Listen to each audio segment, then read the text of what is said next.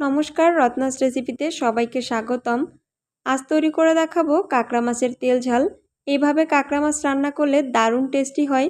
যারা কখনো কাঁকড়া মাছ রান্না করেনি তারাও এই প্রসেসে কাঁকড়া মাছ খুব সহজে রান্না করে নিতে পারবেন। কাঁকড়া মাছ রান্নার পরে অনেক সময় বাজে স্মেল বের হয়, যার কারণে অনেকেই খেতে পছন্দ করেন না।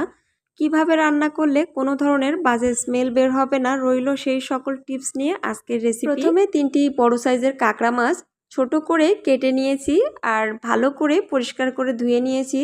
কাঁকড়া মাছে যেহেতু অনেক ময়লা থাকে, অবশ্যই ভালো করে ধুয়ে নিতে হবে। কাঁকড়া মাছের পায়ের মাথার যে অংশ সেটা একটুখানি ভেঙে দিয়েছি, এতে ঝোলটা খুব ভালোভাবে পায়ের মধ্যে ঢুকে যাবে।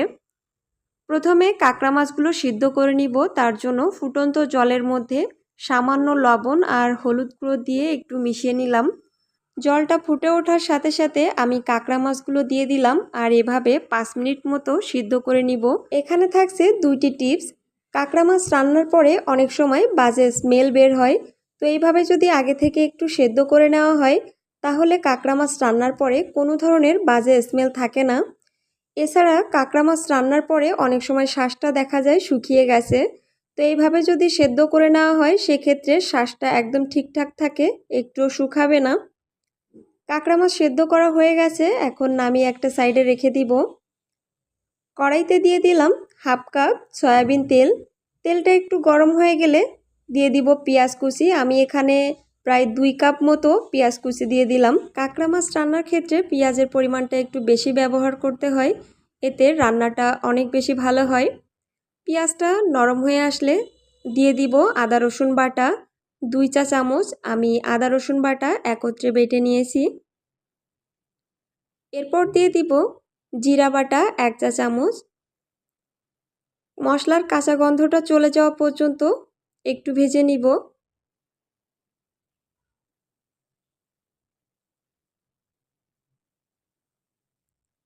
মশলার কাঁচা গন্ধ চলে গিয়েছে, এখন দিয়ে দিব 1 চা চামচ শুকনো লঙ্কার গুঁড়ো, 1/2 চা চামচ হলুদের গুঁড়ো, 1/2 চা চামচ ধনিয়া গুঁড়ো, স্বাদ মতো লবণ। এখন মশলাটা 30 সেকেন্ড মতো একটু ভেজে নিব, এতে ঝোলের কালারটা খুব সুন্দর আসবে।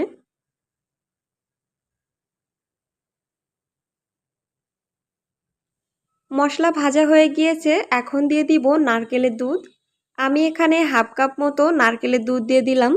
কাঁকড়া মাছ রান্নার ক্ষেত্রে নারকেলের দুধটা অবশ্যই দিতে হবে। কাঁকড়া মাছের আসল টেস্টটা কিন্তু এই নারকেলের দুধের কারণেই আসে, তো নারকেলের দুধটা কোনোভাবেই স্কিপ করা যাবে না। এরপর মশলাটা খুব ভালোভাবে আমি কষিয়ে নিব তেল ওঠা পর্যন্ত। মশলাটা কষানো হয়ে গিয়েছে, এখন আমি আগে থেকে সেদ্ধ করে রাখা কাঁকড়া মাছগুলো দিয়ে দিব।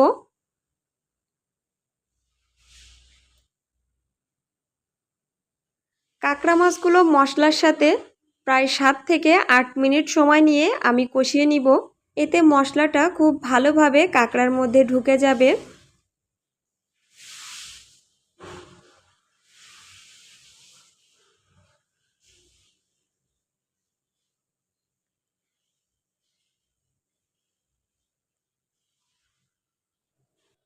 কষানো হয়ে গিয়েছে, এখন দিয়ে দিব জল। আমি এখানে গরম জল ব্যবহার করছি। কাঁকড়া মাছ যেহেতু কষাতে কষাতে অর্ধেকের বেশি রান্না হয়ে গিয়েছে, তাই জলের পরিমাণটা কম দিতে হবে। এখন সব কিছু একটু মিশিয়ে নিচ্ছি। আর এই পর্যায়ে লবণটা একটু চেক করে দেখবেন, যদি লবণটা কম মনে হয় তাহলে আরও কিছুটা দিয়ে দিবেন। ঝোলটা একটু ফুটে উঠলে আমি ঢাকনা দিয়ে ঢেকে 10 মিনিট মতো রান্না করে নিব।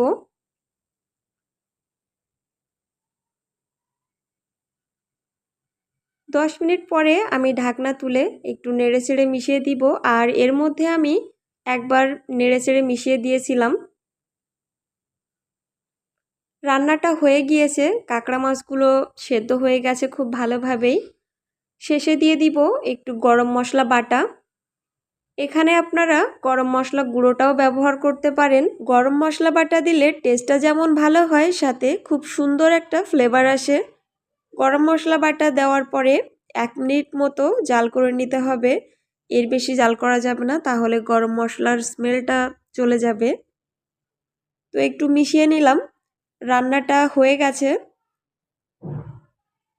কাঁকড়া মাছটা কিন্তু এরকম একটু মাখা মাখা টাইপের হলেই খেতে ভালো লাগে। কাঁকড়া মাছের ঝোল খুব বেশি ভালো লাগে না। তো চুলাটাকে এখন অফ করে দিব। এইভাবে একবার বাড়িতে কাঁকড়া মাছ রান্না করে দেখতে পারেন, খেতে দারুণ হয়। ভিডিওটি ভালো লেগে থাকলে চ্যানেলটিকে সাবস্ক্রাইব করে পাশে থাকার অনুরোধ রইল। এরকম নতুন নতুন সব ভিডিওর আপডেট পাওয়ার জন্য বেল আইকনটি অন করে রাখতে একদমই ভুলবেন না। সবাই ভালো থাকবেন, সুস্থ থাকবেন। ধন্যবাদ।